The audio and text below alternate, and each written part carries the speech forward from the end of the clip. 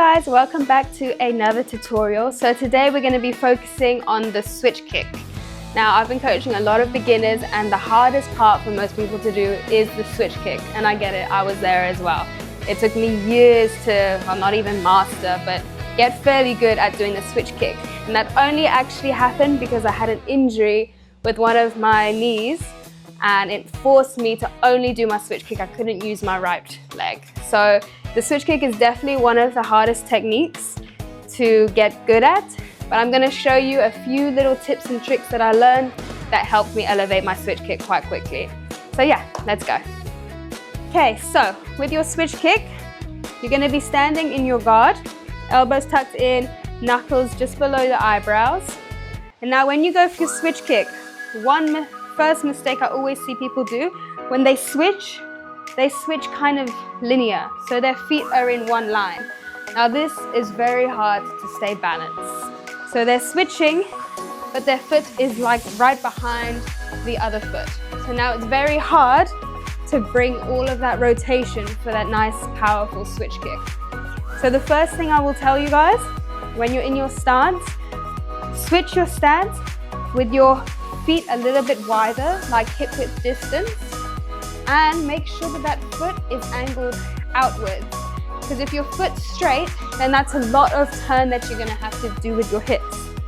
But if your foot is angled outwards, like a 45-degree angle, your hips are already open. So it's much easier to get that turn. So watch my feet when I switch and kick. So you can see that my toes are already in place and it's much easier for me to turn on the ball of my feet to get that nice switch kick.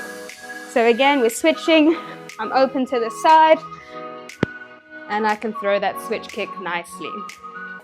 Another mistake I see is when people switch kick, they switch and they kick but they lean back. Now that is very popular K1 kickboxing style, to switch a kick and lean back, and it can be effective, especially if you're aiming for the liver shot. It can be effective, but it's not scored well in like a Muay Thai fight, or it's not really the perfect Muay Thai technique.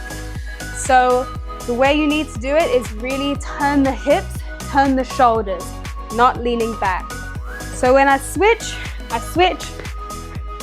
my hips, my shoulders, they're all straight in one line. And the turn, the rotation, that is what is going to give you the power. So in your stance, switch. You see, it's more hips, it's not leaning back.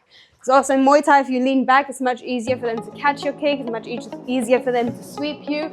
Unlike kickboxing, there's a lot of counter attacks your opponent can do, especially when you're off balance. So the way to get that extra hip and extra shoulder rotation, simply turn your thumb down when you swing that arm.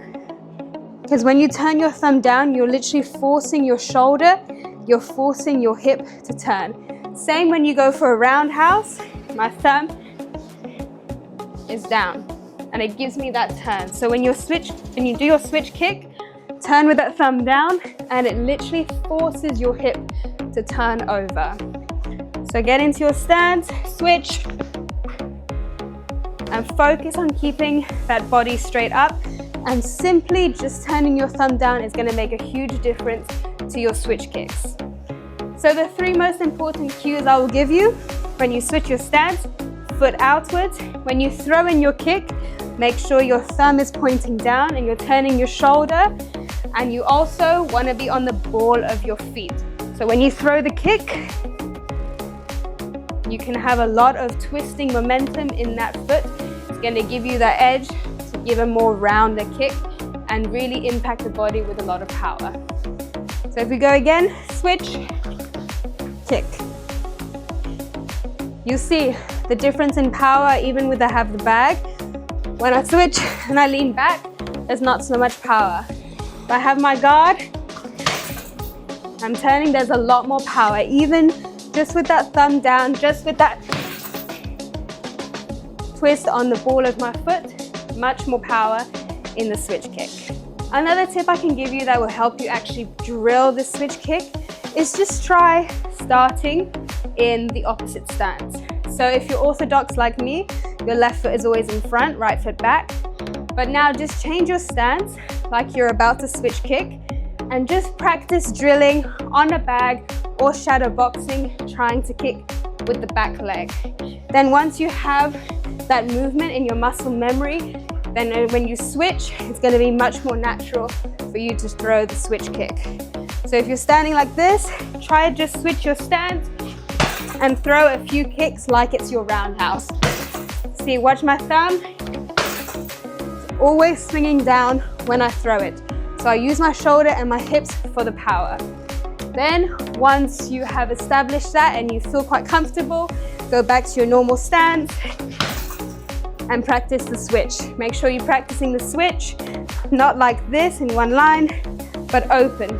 So your foot is out to the bag and you can throw that kick. So I hope you found that little switch kick tutorial useful. I'm going to be doing a lot more of these technique tutorials.